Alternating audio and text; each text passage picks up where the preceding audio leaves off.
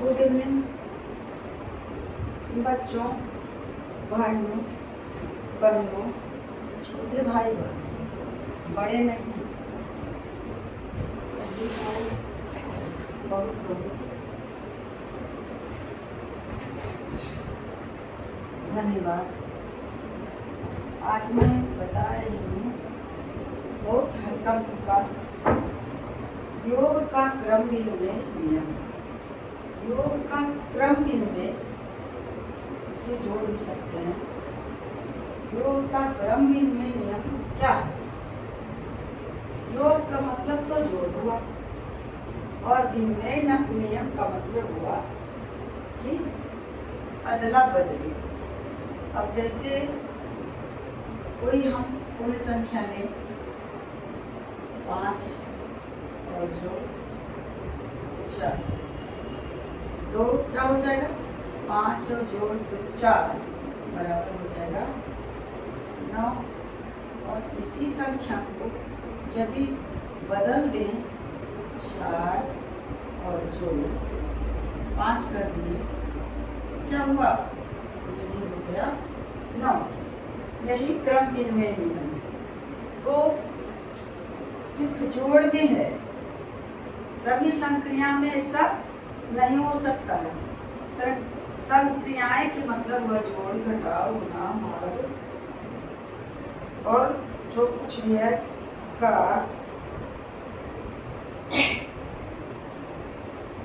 तो यह इससे समझ गए।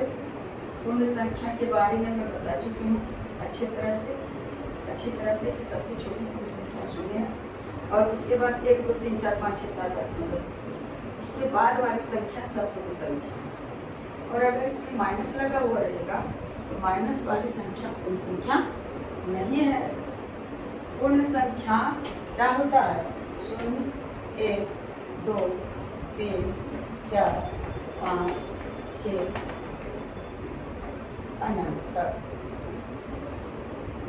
तो कोई भी संख्या वाले पूर्ण संख्या को ही, या पूर्ण संख्या और 1 के बाद तो लगातार जितनी सारी संख्याएं हैं वह पूर्ण संख्या भी है, प्राकृत संख्या भी है।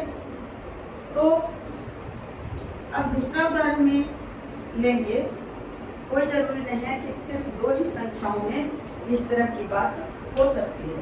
अगर दिया जाए कि 5 और जोड़ 2 और जोड़ 3 तो बराबर क्या हो जाएगा?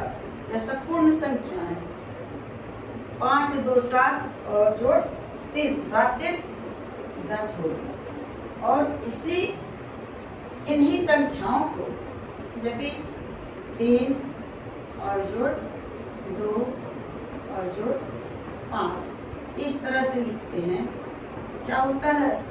3 जोड़ 2 और जोड़ 5 बराबर 5 3 3 5 और 5 5 10, यानी यदि पूर्ण संख्या है। और यही जो अदला बदली हुआ स्थानों का, यह क्या है? पहला पद, दूसरा पद, तीसरा पद। तीसरा पद को बना दिए पहला पद और दूसरा पद तो दूसरा ही रहा, और पहला पद को बना दिए तीसरा पद। तो इसी को कहते हैं क्रम विनिमय नियम। या तो हालांकि इसमें कोई जरूरत नहीं इधर से और इधर की, किसी भी संख्या को बदल देंगे कि 2 और जोड़ 5 और जोड़ 3 तो भी होगा 5 2 7 और 3 10। और अगर 1 2 और जोड़, अगर इधर 3 कर दिए और इधर 5 कर दिए, 3 तो 5 और 5 5 10। इस तरह से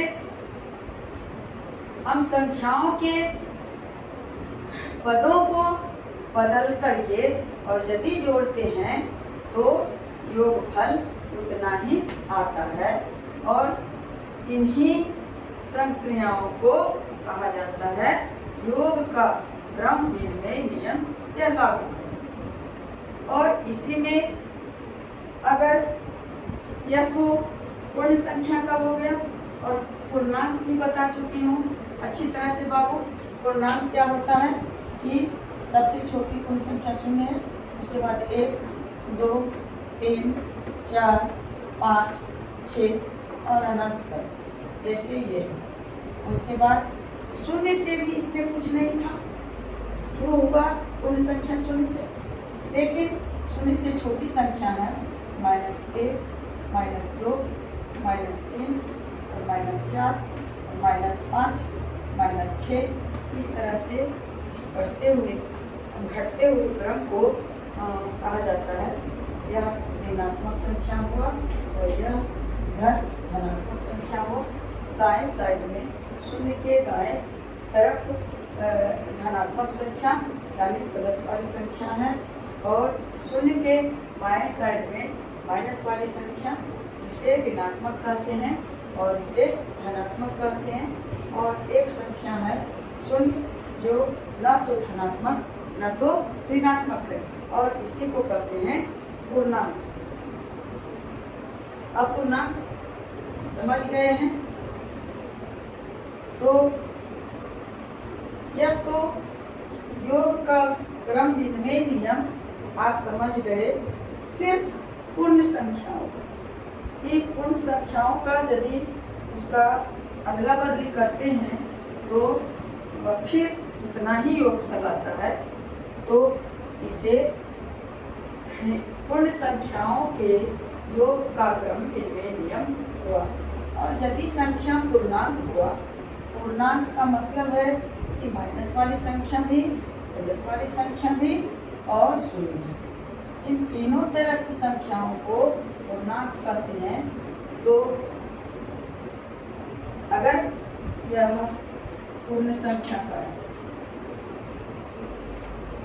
पूर्ण संख्या दो अंक का रहे, दो पद का रहे या एक ही पद का है, जैसे 14 और जोड़ 15, तो कितना हो जाएगा? 29 हो जाएगा। 5 और 4 9 और 1। अगर इसे करते हैं 15 और जोड़ 14 तो भी क्या आता है बच्चा? 29 ही आता है।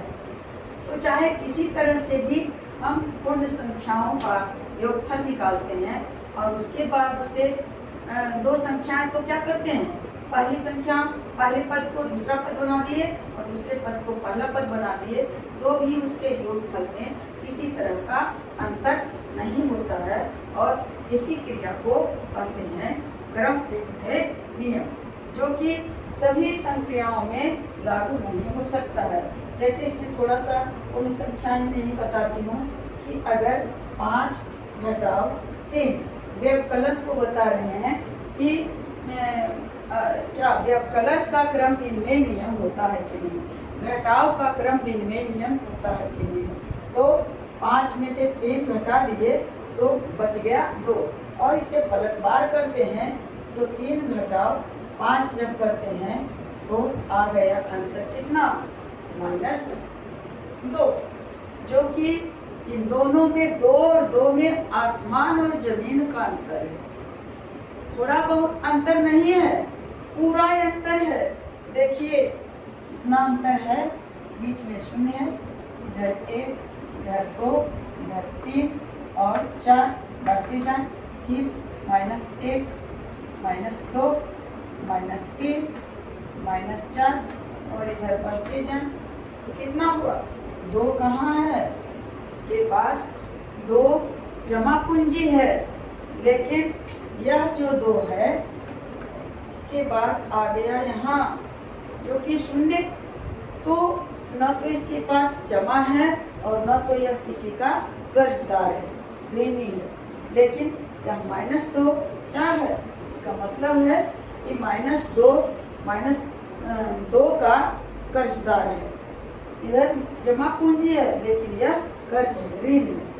तो कितना अंतर हुआ? एक तरफ जमा पूंजी और एक तरफ थोड़ा ही है लेकिन है, और एक तरफ इतना का कर्जदार। तो दोनों में आकाश और पाताल, आसमान और जमीन का अंतर हुआ। तो यह क्या घटाव का क्रम विनिमय नियम है, लागू हो सकता है? हम क्या करेंगे? यह नहीं हो सकता है। और ये योग का क्रम विनिमय नियम होता है, क्या कहेंगे? हाँ होता है। कोई भी ऐसी 2 संख्या नहीं है जिसके स्थान को बदल करके जोड़ने पर उतना नहीं आता है, एकदम आएगा ही आएगा। अब इसे और एक उदाहरण बताते हैं, जैसे 12 और घटाओ 5 तो हो गया 7। पूर्ण संख्या घटाओ पूर्ण संख्या बराबर पूर्ण संख्या। और इसी को यदि पलटते हैं विनिमय की तरह, 5 और घटाओ 12 तो कितना आता है, उल्टा घट रहा है। 12 में से 5 घटा तो हो गया -7, जो कि दोनों में एकदम दोनों एक दूसरे के अपोजिट हैं। 7 जो है यह 7 हैसियत वाला है और -7 जो है वह किसी का ऋणी है, माइनस में गया हुआ है, 7 का लॉस है इसे। तो इस तरह से क्या होगा, घटाव का क्रम विनिमय नियम लागू होता है। तो क्या करेंगे, ये नहीं लागू नहीं है। और फिर पूर्ण संख्या में योग का क्रम विनिमय नियम लागू होता है, यस हाँ होता है, परंतु पूर्ण संख्या में घटाव का क्रम विनिमय नियम कहीं भी किसी भी तरह से लागू नहीं हो सकता है। तो अब इसे इन संख्याओं को मैं मिटाती हूँ और आती हूँ तो बनाती हूँ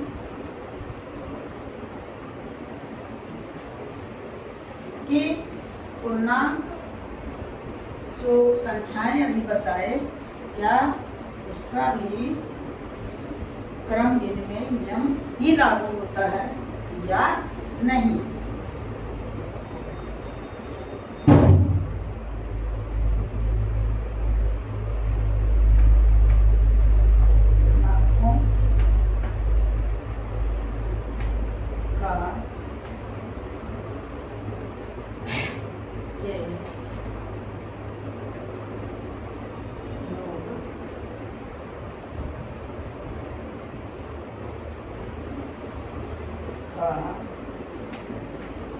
क्रम क्या हो रहा होगा, कुछ सट रहा है, सट ऊपर में हेडिंग लिखे हैं उसमें तो एकदम घुस गया।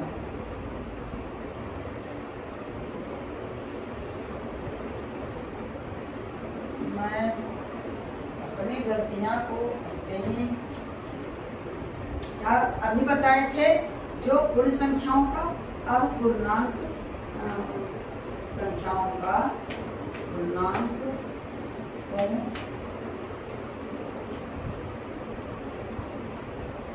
के योग का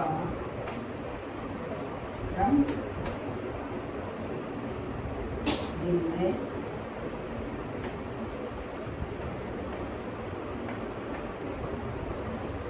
नियम।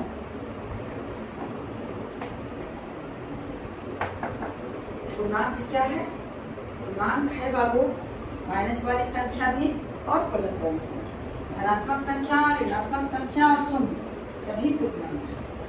तो पूर्णांक का हम लोग चर्चा करेंगे ही नहीं, बल्कि उसे सीख कर ही रहेंगे कि पूर्णांक भी योग का क्रम विनिमय नियम ही लागू होता है।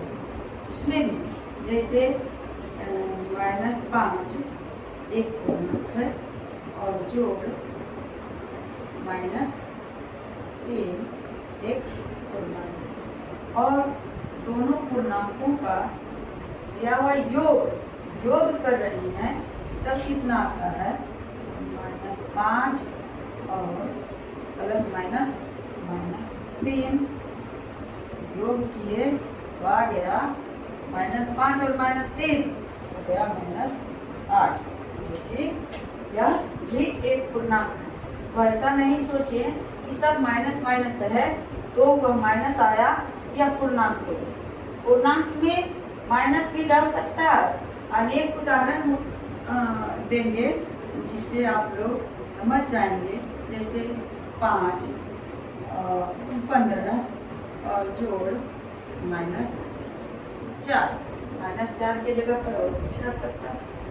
15 एक पूर्णांक है, प्लस वाली संख्या है और -4 एक ऋणात्मक पूर्णांक है, 15 धनात्मक पूर्णांक है और -4 ऋणात्मक पूर्णांक है, और इन दोनों पूर्णांकों को योग कर रहे हैं तो कितना आता है 15 और प्लस माइनस -4, तो आ गया कितना 15 में से 4 को घटा देंगे हो गया 11, जो कि एक पूर्णांक है। यह ऋणात्मक पूर्णांक और धनात्मक पूर्णांक दोनों का योग किए तो योगफल करने के बाद आ गया प्राप्त हुआ 11, जो धनात्मक पूर्णांक है। तो इस तरह से अब इसको पलटी नहीं कर रहे हैं, बता रहे हैं इसका दूसरा पक्ष सॉरी बाबू, अब इसे पलट करके देखते हैं। मैं बाद में इसे ऊपर में या तो इसके ऊपर में मैं कर ही देती हूँ पलटवार -3 और प्लस -5, लेकिन मंजूर मैं इन उदाहरणों से आप लोगों को कंफ्यूजन में लाऊंगी नहीं, लेकिन उनका मेहनत जो लगे भूल मुझसे हुई है वो सजा भी मुझे ही भुगतना है। मैं बता रही हूँ क्रम निर्णय नियम के बारे में और सिर्फ योग करके बढ़ते जा रहे हैं। उन संख्या में मैं क्रम निर्णय नियम करके बताई, संख्याओं का पलटवार करके जोड़ी तो इतना ही आ रहा था, लेकिन पूर्णांक में मैं भूल गई। पहला उदाहरण कोई पूर्णांक है, मान लिया कि 0 भी एक पूर्णांक है और प्लस -4 एक पूर्णांक है, तो ये दोनों को आप जोड़ करते हैं तो आएगा 0 और जोड़ प्लस -4, तो 0 में -4 को घटाएंगे तो आंसर आ जाएगा सिर्फ -4, क्योंकि 0 तो अपने स्थान पर 0 है, इसका कुछ है ही नहीं, -4 आया आंसर। और इससे पलट करके निर्णय नियम के अनुसार करते हैं, यानी -4 और प्लस 0, वो कितना आएगा, जोड़ना है 0, तो 0 जोड़ने और घटाने से कोई परिवर्तन नहीं होता है, तो आंसर आ जाएगा क्या चीज -4। तो यहाँ भी -4 और यहाँ भी -4। यदि दूसरा उदाहरण हम लोग लाते हैं तो -8 एक पूर्णांक है और प्लस 7 भी एक पूर्णांक है, और दोनों का योग किए तो माइनस और प्लस है, तो एक माइनस वाली संख्या और एक प्लस वाली संख्या रहेगा, तो हर हालत में घटाएंगे। -8 में घट गया 7, तो बच गया -1। हालांकि योग का क्रिया किए, अब 7 प्लस क्या -8 इधर पलट दिए सिर्फ। अब देखते हैं कि कितना आता है, तो 7 और प्लस -8 ना हो गया। 7 में घटाएंगे -8 को, तो यह +7 है और एक -8 है, तो हर हालत में घटेगा और आंसर आएगा -1, क्योंकि -8 में हम 7 को घटाए हैं तो -1 आया। ये दोनों बराबर है और ये दोनों भी बराबर है, पलटने के बाद बाबू थोड़ा सा पानी पीती हूँ।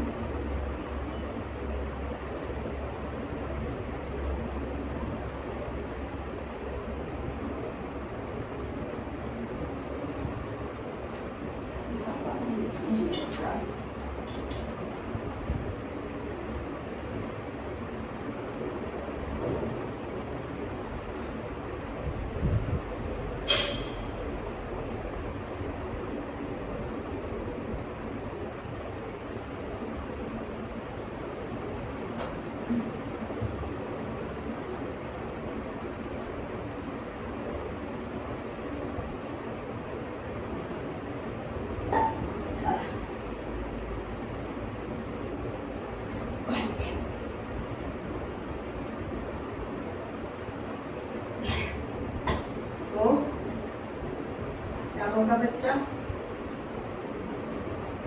अब अगला उदाहरण देती हूँ। तो यदि -12 ये अब जोड़ेंगे -11 को, तो जोड़ करके कितना आएगा? योग करके -12 भी एक ऋणात्मक पूर्णांक है और -11 भी एक ऋणात्मक पूर्णांक है, और इसको जब जोड़ते हैं तो प्राप्त होता है कितना? -12 तो माइनस में नहीं, और इस चिन्ह को प्लस माइनस हो जाएगा, माइनस और 11। इसका मतलब क्या हुआ कि -12 और -11 दोनों एक ही जाति का पूर्णांक, यानी -12 ऋणात्मक पूर्णांक और -11 भी ऋणात्मक पूर्णांक। इन दोनों को जोड़ेंगे तो हो जाएगा 11, 22 और 23 -23 आएगा, क्योंकि यह भी एक ऋणात्मक पूर्णांक है। पूर्णांक है, पूर्ण संख्या नहीं हो सकता है। माइनस वाली संख्या पूर्ण संख्या कभी नहीं हो सकता है। शून्य से लेकर के सारी संख्याएं पूर्ण संख्या हो सकती है, लेकिन माइनस वाली संख्या फिर शून्य और फिर प्लस वाली संख्या मिल करके और यह पूर्णांक कहलाता है। फिर यदि इसे पलटते हैं तो -11 लिखे और उसके बाद जोड़ते करके -12 इधर कर दिए, -12, इससे क्या करेंगे? दोनों चिन्ह एक जगह हो जाएगा, इसलिए घेर दिए तो बराबर -11 इसे यथास्थान रहने देते हैं और प्लस माइनस माइनस हो गया और फिर 12, तो -11 और -12 हो गया 3 और 1 2 -23 हो गया बच्चा। इसका मतलब है कि पहले जो समझाए थे, बताए थे कि पूर्ण संख्या का योग का क्रम विनिमय नियम लागू होता है, और इधर पूर्णांक भी है तो इसमें भी देख रहे हैं कि क्रम विनिमय नियम लागू नहीं होता है। चाहे इसमें एक अंक और जोड़ दें, एक अंक और जोड़ दें तो यह लागू होगा नहीं। इसका मतलब है कि क्या होगा? a प्लस बी और फिर बराबर b प्लस a। दोनों चाहे तो a प्लस बी तो अलट करके किए तो उतना ही आता है, दोनों बराबर होता है, इसलिए यह क्रम विनिमय नियम इस पर लागू है। तो पूर्ण संख्या और पूर्णांक के बारे में हम लोग पता कर लिए, और क्या परिमेय संख्या एक बच रहा है। मुझे लगता है कि एक उदाहरण परिमेय संख्या से भी ले लें ताकि समझ में आ जाए। हालांकि इसमें अभी नहीं बताया गया है, लेकिन मैं क्या करूँ, इसे मिटाती हूँ और थोड़ा सा बुक से उदाहरण दे करके और देती हूँ, क्योंकि मैं ये अपने मन से हो सकता है कि लगे दुविधा आप लोगों को। ऐसे तो दुविधा नहीं होना चाहिए, क्योंकि मैं जो चीज़ नहीं जानती हूँ उसे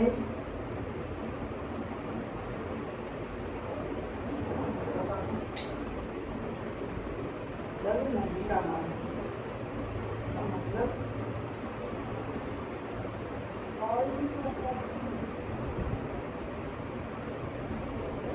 मिट जाता है। क्या पता आवाज आया है या नहीं आ रहा है।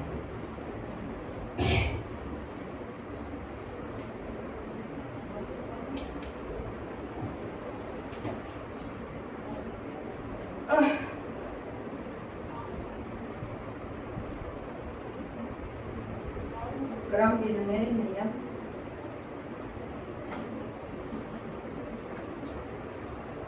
विनिमय गुण या नियम, विनिमय गुण करें या नियम, एक ही बात है।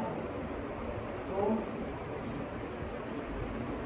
अगर पूर्ण संख्या की बात है, अब मिटाऊं की नहीं रहने दूंगी। एक पहला उदाहरण में पूर्ण संख्या और पूर्ण संख्या 5 और जोड़ 3 या 3 और जोड़ 5 दोनों क्या होगा बराबर 5 3 8 और 3 5 8। अगर दूसरा उदाहरण लेते हैं तो 7 और जोड़ 8 और कितना हो जाएगा बराबर 8 और जोड़ 7। मैं बता चुकी जोड़ जोड़ करके 8 7 15 7 8 15 और 8 7 15 दोनों तरफ बराबर होगा। अब उदाहरण लूँगी पूर्णांक का यानी माइनस प्लस दोनों अगर करते हैं तब देखते हैं कि क्या होता है। उसका भी बताते हैं, परंतु मुख्य का दे रहे हैं उदाहरण दिया है 5 और प्लस माइनस 6। अब इसे करते हैं योग 5 और प्लस माइनस 6 बराबर 5 में -6 को हटाएंगे तो रहेगा -1। और यदि इसे पलट करके लिखते हैं -6 और प्लस 5 इधर कर दिए तो भी आना चाहिए -6 और प्लस 5 यानी -6 में 5 को घटाए तो 1 आ गया। एक प्लस और एक माइनस वाली संख्या मिलेगा तो हर हालत में घटता है। तो यह भी पूर्णांक का भी क्रम ही लागू होता है। और अगली संख्या 4 में क्या करता है कि -8 और प्लस माइनस 8 और प्लस माइनस। मैं पहले भी सब यही बताई हूँ, अपने मन से भी यही बताए थे। अब इसे जोड़ करके देखते हैं क्या देखते हैं -8 और प्लस माइनस 9 तो आ गया माइनस और माइनस दोनों 2 8 17 -17। और जब इसे पलटते हैं तब लिखेंगे -9 और प्लस -8। तो अब ये वाला घेर देंगे क्योंकि इधर दोनों चिन्ह एक जगह हो गए। अब क्या करेंगे ये थी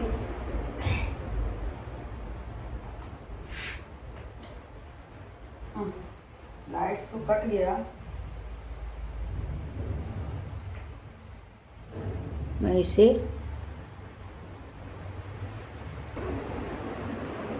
आ गया है लाइट बल्ब।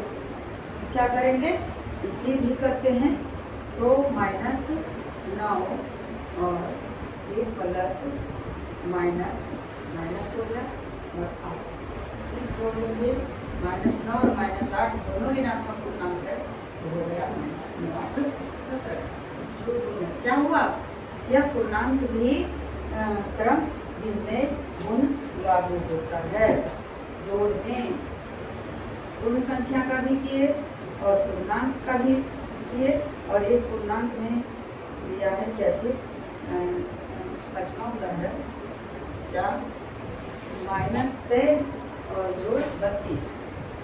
-23 एक पूर्णांक है ऋणात्मक पूर्णांक और जोड़ 32 है धनात्मक पूर्णांक तो बराबर -23 एक संख्या माइनस। इसे घेरना कोई जरूरी नहीं है क्योंकि इसके शुरू वाली संख्या है तो नहीं घेरेंगे।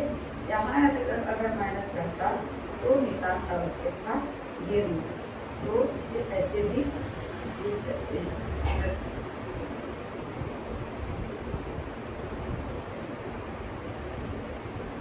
माइनस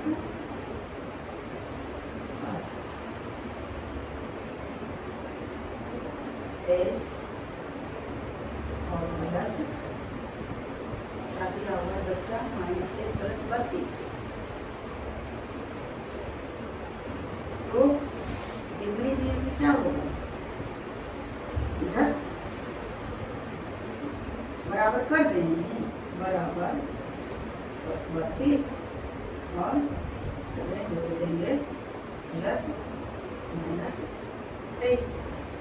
चाहे ऐसे करें या बारी बारी करें एक ही बात है।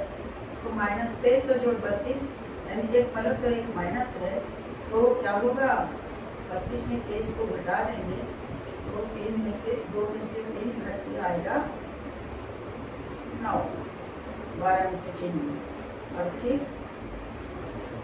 बस 9 बचा। और इधर इसलिए पहले से ही कर लेते हैं सब उदाहरण। जब इस तरह से माइनस 23 और प्लस 32 एक प्लस और एक माइनस, तो 32 में 23 को हटा देंगे तो 9 सिर्फ प्लस 9 एक के नाम और एक से पलट करके जब लिखते हैं तो करते हैं तो 32 और प्लस इधर कर देंगे माइनस 23 को माइनस 23। आप इसे क्या करेंगे बेटे 32 और प्लस माइनस माइनस 23। 32 में 23 को घटा देंगे 9, दोनों में 9 आया, दोनों में माइनस 17 आया, दोनों में माइनस 1 आया और इसमें क्या आया इसे तो अभी किए ही नहीं है। 5 और 3 देखिए ना गया 5 और 3 8, या अगर इसे पलटते हैं 3 और जोड़ 5 करते हैं तो भी 8 होता है। क्या है क्रम विनिमय नियम लागू होता है। और इसे यदि 7 प्लस 8 8 7 कितना होगा 15, 8 7 15, या क्या करें पलटते हैं तो 8 और प्लस 7 इधर कर दिए तो क्या हो जाएगा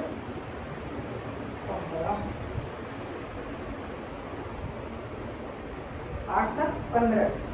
हाँ, और यदि 8 इधर कर दिए 7 इधर तो भी आया 15, तो दोनों में 15, दोनों में 8, दोनों में -1, दोनों में -17 और दोनों में 9। और एक पूर्णांक में शून्य वाला उदाहरण यहाँ पे देती हूँ छठा में। छठा ये -45 और जोड़ 0 -4 और जोड़ 0 बराबर कितना होगा -4। और फिर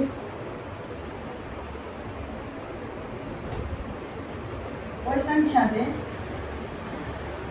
-5 और जोड़ 0 बराबर -5।